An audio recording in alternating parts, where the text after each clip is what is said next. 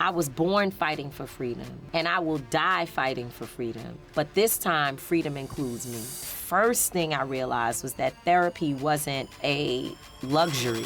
Yep. It was a necessity. Yes. A man that cries should not be called a punk or a coward. Almost every chapter of this book has things in it that I wish that I didn't tell y'all.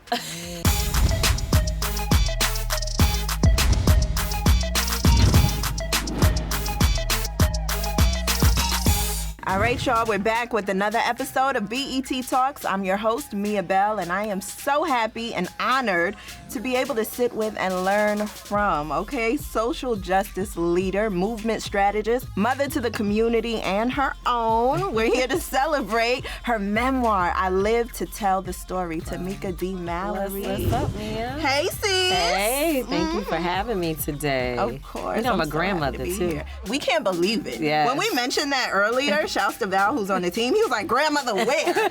Yeah, my granddaughter is too. She's the cutest, sweetest thing in the world. Oh, and we know you love her so much because those are the pinned posts. That's it. That's what it's all about for me. I pinned those posts on my Instagram page because it's a political statement. It's not just I love my granddaughter. It's like, this is my why. My fight is all about her now. Yeah, and us, because you've been fighting for us. Well, we do that. It's pretty selfish. Yeah. I want to say that oftentimes we talk about fighting for social justice, civil rights, or whatever issue, and we say for them, for they, for the people, but really this fight is about my life, my child, and my granddaughter. My son is a 25, about to be 26-year-old black man living in America. Right. I fight for him. I fight for my father, who's an elderly black man, my mother, an elderly woman. They still need Social Security. They still need health care. They deserve their retirement benefits. And so when I'm fighting, I think about my own family first, and that gives me the energy to go out and fight for others. Because you know, working with and for black people can be pretty tough. Yep. Because we can critique one another very, very well. Yep, absolutely. And you talk all about it in the book, Yeah. and we can't wait to get into it. Yeah. Now, over here at BET, we're celebrating 45 years. That's right. Legacy. Wow, that's my whole life. I'm 44. So, Wow. I mean, when you said it, I was stunned. Like 40, I was, wow. Yeah. Go BET. Of course, with that, I would love to add a musical game. I'm talking Frontline music, though. Okay? Yeah, I like that. I'm gonna name the title. You tell me the artist. You'll So be bad. all right. So bad at these things. Strange Fruit. Oh my God, like how do I know? Let me see, that would be, she passed away a long time ago.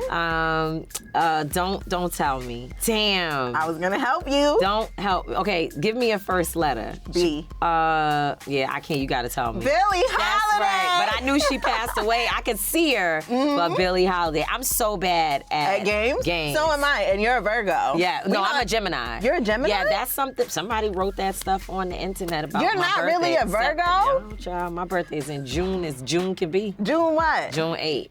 Girl, I And thought not you was September 4th. Billie Holiday. Because I'm That's right. September 5th. Anyway, Sorry. it's okay. I love Yeah. Geminis.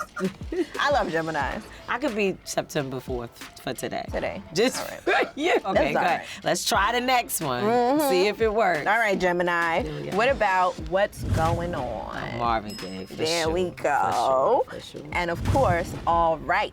All right, it's gonna be Kendrick. That's right, Kendrick. That See, I know performance some we were stuff. talking about. Girl, intentional. Yes. That's where we're at with a lot of things. Art. Yeah. Art in motion. And the art that you bring to us is this book, I Live to Tell the Story. Ah. First of all, the cover. We get two versions of Miss Tamika D. Mallory, okay? We got the straight backs, and then we have the middle part. You know, I actually designed that. Well, I mean, I came up with the creation, and then some other incredible people put it together and brought it to life. That cover is a way to tell the story without you even reading the book, right? I'm not one-dimensional. My straight backs worked while we were in the middle of a pandemic, and I was outside fighting for Breonna Taylor. That's like when I first started really wearing them. Of course, as a kid, we all had our straight backs. Right. You know, You had I no grew choice. up, right? You had no choice. But since I've been an adult, I really fell in love with the straight back. snapbacks, my cornrows, the stitch braids, as they say, during the summer of 2020 because no one was doing 8-hour weaves. And you know, I tell you, it's funny because even now with me being on tour with my book, I have had to resist the urge to take these braids out and put my hair down and put some inches in. Right. But I said, why? Like, who are you doing that for? What makes you most comfortable? You actually like these big jumbo braids, so why not just keep them and rock it and feel good about it? And I convinced myself to just do me. So that's the cover. The other side, I'm a girly girl. I like to feel pretty, look pretty, and have my hair swinging. I love my bundles. But when I was trying to figure out what to put on the cover, I couldn't make a decision about which hairstyle. And I said, who says I can't have both? That's who I am. One day I was sitting outside of Sylvia's restaurant. This woman walked by. She said, hey, are you the twerk and work girl? And I was like, oh my God, you heard me say that somewhere. And she remembered because I said, I believe people can twerk and work. Like, you don't have to be boxed into one thing. Hence the reason why in my first book, State of Emergency, it was another opportunity for me to choose something that told the story about the book without even reading the pages. And that was a conversation between Cardi B and Dr. Angela Davis. That's how my book started. That was the forward. Cardi B's like, hey, I'm outside, I'm twerking, I don't dress the way everybody dresses, I don't speak exactly as some of the intellectual scholars, but is there still room for me? And Dr. Davis writes back to her and says, my dearest Cardi, there is space for you. In fact, your voice is powerful and you have a responsibility. And for me, that's my truth, that I marry both of those things. Absolutely. Yeah. And with State of Emergency, you were giving us tools to fight. Tools to also live within this fight too and be good for ourselves. And now you're telling your story. All of the things that we didn't know about you. And it's so crazy to even learn about because we see you on the front lines fighting all the time. And without even thinking about what you've been through to be able to fight for us. It's been a journey. And it's been tough. As we closed the book, I started having a panic attack. Like, wait a minute. I read this book. It has some real dark places. And I was like, I can't end my book like that. I just can't. So the editor was like, well, go ahead and write another chapter. That's what you want to do, but hurry up. I have to close this story by telling people it has not been all bad. My family is amazing. I love culture. I like to dress up. My grandmother used to say, put some lipstick on and hit them streets. Right, don't forget the earring. Put yourself together. Don't be out here looking like what you've been through. And I feel like that has really helped to motivate me and push me through a lot of situations because when I dress myself and pull it together, I'm pulled together. You know what I mean? It's like, okay, yes, things are going on. Yes, there's been some dark times, but you are not finished. You're not destitute. You're not as broken as the world would tell you you are. Now, it brings me to your childhood. Your parents, activists. My NAN. Parents, my parents are super black. They are like the wearing dashiki sweatsuit type of black. Okay? Kufis. I grew up in a house where black art was important. I'm talking about statues of Nefertiti and queens and kings to remind us of where we come from and who we are. And they had pictures of almost every black leader in the house so you could walk through and see so many different faces. That's kind of like where I got my beginnings. And a lot of people think that a viral speech in Minneapolis was the beginning. We are in a state of emergency. Black people are dying in a state of emergency. Or, you know, the Women's March was the beginning. And I'm like, no, it was birthed in me. At 3 years old, I remember my parents taking me to rallies. Now, I didn't always like it. So by the time I was 13 years old, I was like, this ain't gonna work. Like, everything can't be black power. Not everything. I need some outside, do me time. Got me in some trouble, which is in the book. But I will say that when my son's father was murdered, I was 19 years old. My son was was 2, I was like, oh, wait a minute. Black men being killed. Nobody cares. It's not like front page of the newspaper. It's stories where people are saying another black man killed. What are we going to do about this crisis in Black America or in America? I am proud to say that I, along with my sister Erica Ford, my brother A.T. Mitchell, we worked together to make it front page news. Wow. We worked together to be able to get more than $100 million out of New York City into organizations that do grassroots work. My parents, they instilled that in me. They made sure that I knew that the movement needed my voice. Yeah. And no matter how far I strayed, which direction I went into, I was always led back, pulled back. Even when I was like, oh no, I'm going corporate, I want to make some money, I'm going to do my thing. It just like, it just keeps grabbing me. They say that if we are silent, folks will believe that we are okay with the violence and oppression that is happening to our communities, and we are not okay with it. We are not okay. It's your purpose. Yeah, it is. Now, It is. throughout the book too, you talk about the different relationships and you talk about what led you astray. Yeah. You were a teen mom. I was 17 when I got pregnant, and don't try it at home. Do not try it at home. I went through some hard times in life because I made decisions too early and I wasn't ready. I never had another child because I was traumatized from the responsibility of raising a little boy, and then his father died, and there's nobody else but me that's actually responsible for him. Anybody else that came into his life, or my parents or whomever, those people are voluntarily doing something. Right. You know, you're hoping that they will. If I had to do it all over again, I certainly would have waited until I was old enough to give him the proper parenting. He knows. He will tell you, it's not a secret. I talk about it in the book.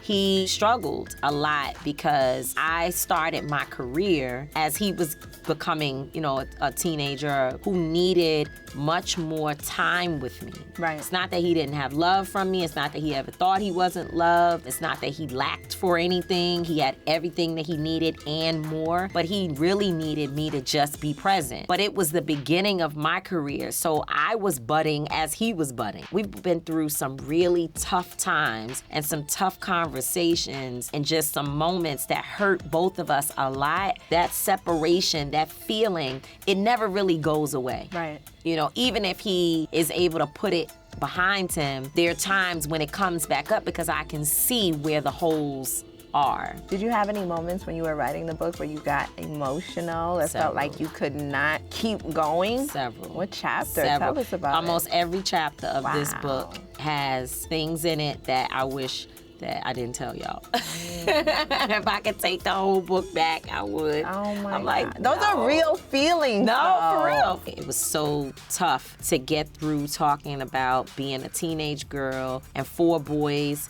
decided they were gonna run a train on me, and it was like nothing I could do. They were gonna rape me. It was happening in real time. And I talk about how the young man's mother just happened to come home, and they had a pit bull dog sitting outside the door. So there was nowhere I could go. She sees me there, she knows something ain't right, and she says, what is this little girl doing in my house? But she's not looking at her son or his friends, she's looking at me, Right. looking through me. How old were you? I'm maybe 14, 13, 14. She's like, get yourself together. I'm gonna close this door, pull yourself together, and then you get out of here. She saved me, and she knew it. If she did not come home, they were going to take advantage of me. Writing about that was really hard. And so I had told my parents, hey, I just finished writing this part of the book. It's gonna be hard for you guys to read some of this stuff. And I'm so sorry, but I gotta tell my truth. And my sister was like, this is too much. This is very heavy. And then my mother done told me off 5, 6 ways, honey, about I'm sure. I knew your tail was so-and-so where I told you to be. That's my girl, so we talk like that. My dad has not said a word, but he told my sister that it was really difficult to read things that happen and not be able to do anything about it. I know that it's hard for him to feel that, you know what I'm saying? So I had to stop writing at times and just say, I'll come back to this, because it's too painful to get the story out. And how did stories like that impact where you are now? Because in those instances too, these are the same people that you stand up for.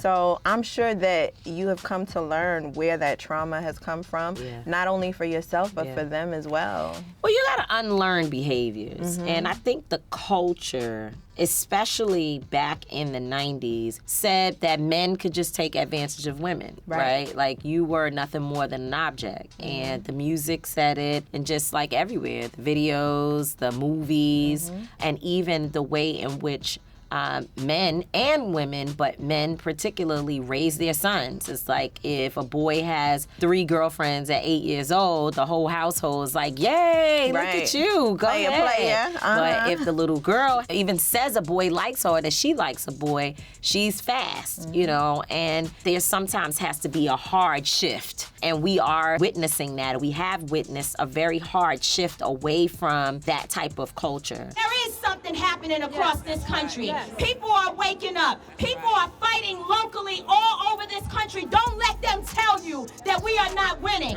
We are winning. We are pushing forward. I'm lucky to have been one of those people to participate in that shift. One of the biggest topics that I've been engaged in is this whole thing about toxic masculinity, which I don't use that often because I think masculinity is a beautiful thing. I don't think masculinity in and of itself is toxic, but there is toxicity in everything, in femininity. In the ways of the world. And the world has a lot of toxicity. So with that being said, now we've got to find the balance. Honoring our women, honoring our bodily autonomy, honoring what it looks like to have strong men in our community that feel like they're the protectors, the providers. Also, a man that cries should not be called a punk or a coward. So we've got to find a perfect dance. Not only was I a part of the shift, but now I'm a part of how we heal together and find a way that Black men and Black women can coexist without harming one another as just a cultural norm. Who helped you heal?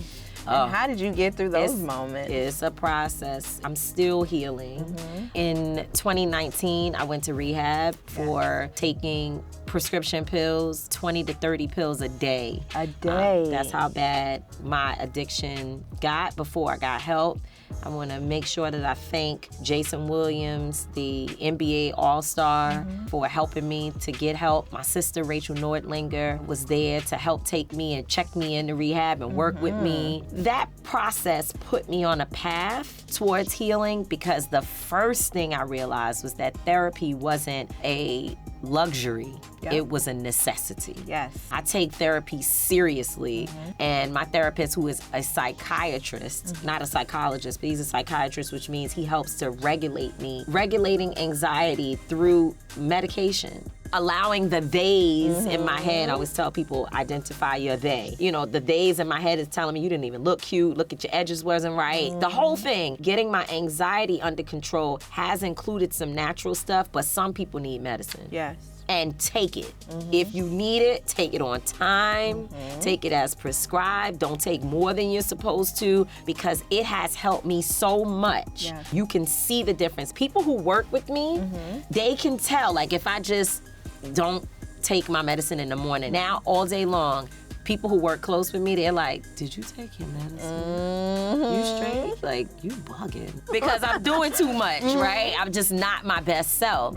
So I have to train myself to take me seriously. When it is time for you to have something that you need, you absolutely need to find the person who knows, not think you know. Don't be listening to John from down the street that has a prescription that is unproven. Or start Googling stuff. Lord have mercy. But I think, you know, therapy and all the benefits of it has been really helpful in my healing process. It's given me an opportunity to think about the good things and not just constantly beat myself up. So often we get caught up in the negative criticism too. I can only imagine how much it hurts coming from your own when you're doing the work. So what has that been like for you, and what are some things that you got criticism for? where you want me to start? You need another show. Give me about criticisms. What's the one that hurt you the most? Something that hurt me the most was when a mother said that I took advantage of her child's name and that I didn't deserve the platforms that I have. Okay. I was actually a part of Little Baby's performance at the Grammys. Yes, I remember. Several years ago. Yes. Yeah, and then that same time, a black advertising agency reached out to me and said that Cadillac contacted them and they were working with them to produce a Women's History Month ad. And they said, you know, we think that you should be the narrator. I would be able to talk about women. A lot of black women were in it. And I think it was just too much for people to see me in that light. Right. And so all of a sudden it became this particular mother. I promised her after she asked me to never mention her son's name again that I wouldn't, so I won't do that. For her to come out saying that I was taking advantage of families and her son was so painful because I didn't even know this woman. I never walked around campaigning about her son. I never sold a t-shirt with a child's name on it. It was a case that I had not worked on. Horrific, terrible. Right. A young child being killed by police, awful, terrible. And, you know, I felt like for her to turn people like against me was just so painful. Meanwhile, all the parents, every single family that I've actually worked closely with, they love me. Right. We're family. Yes. We're family. I've been with them in the trenches and I never left. I still show up, still go to their events, still they call me for family stuff. I just got caught in the crosshairs of her being upset, which she has every right to be as mad as, she should be mad every day, right? Because her baby was killed and I'm sure she feels like nobody did anything, right? We should have stopped the whole world when a child was killed. And so I understand that, but it was directed at me and it hurt a lot. I still to this day have people that say to me, well, didn't so-and-so say that you are a grifter and you took advantage of her child? And I had never done that. And a big part of the premise of her statement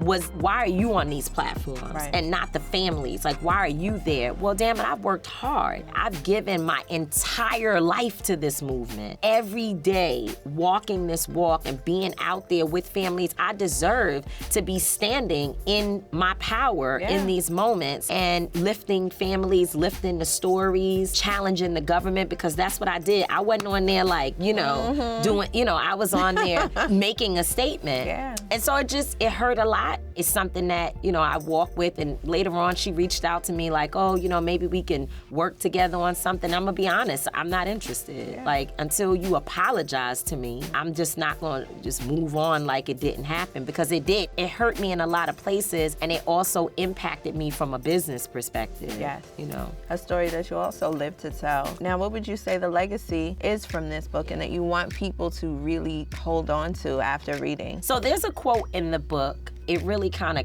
stops my heart for a second. I skip a beat. I say that I was born fighting for freedom, and I will die fighting for freedom. But this time, freedom includes me. And I think that statement is so powerful, because I'm speaking to myself that, yeah, we've been in this since we were a child. Out there, power to the people, power to the people. And I know that I will be in this movement until I close my eyes, because this is who I am. It's not just my passion, but it's my calling. No matter what they do to me, I will not be afraid that when I see wrong, I'm going to say it. Oftentimes, we're so busy worrying about protecting and fighting for the freedom of others, and we forget all about freedom for self and what that looks like. And I don't have all the answers, but I know I'm walking in it every single day.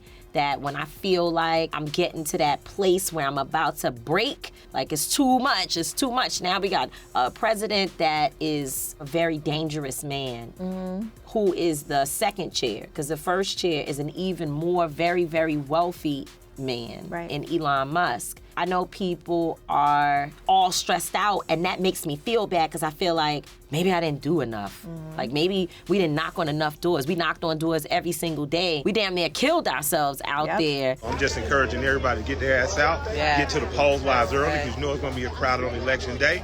and follow our leader, Tamika. Let's get it. We put it all on the line, but maybe I should have started a week earlier and knocked on 10 more doors, or what did we miss, and what was it, the messaging, like what was the issue? I take that on sometimes, and that's not freedom of self, because I'm not responsible at all. I did my part. Right. And I have to remind myself that doing your part is actually better than good. It's great. It's amazing. Just doing your part. Doing nothing is problematic. But doing your part, that's how the movement keeps going. So now I have to step back and really remind myself of that and believe it, so that I'm not drowning in despair. That's been a big piece for me that I want to pass on to other people, because I see people all the time who are drowning in whatever it is that they're doing. Right. Drowning with their children, drowning because family issues, drowning because their careers are not where they want them to be, drowning because this movement is stressful. Yeah. It's just a lot, especially us as women. We drown often because we are out here trying to be like Superwoman with capes. Protectors to everybody. And we can't do it all the time. Protect self first, and always fight for us, the community. In the beginning of this book, my dedication is to my granddaughter. Again, she's 2 years old, and I wrote this book to her, and I say that I want this to be her cheat sheet for life. That she could take this book, go through the pages, and find inspiration, find courage and strength, and just find what she needs, so that you don't have to repeat my mistakes, because I'm telling you what happened. I'm telling you that boy, walk away. Yep. Now. Walk away, sis. Leave it alone. He ain't the one. But if you find yourself in those situations, here's a roadmap to let you know you're not finished. Right. You're not done. It's not over. You can always, always persevere. And so that's what this book is all about. Resilience. The cheat sheet to life that I can't wait to use and that we'll all be able to use. And we're really grateful that you're here to share the story with us. So make sure y'all go grab the copy. Yes. I live to tell the story. Tamika Mallory. Thank you. Yay. Amazing. Thank you.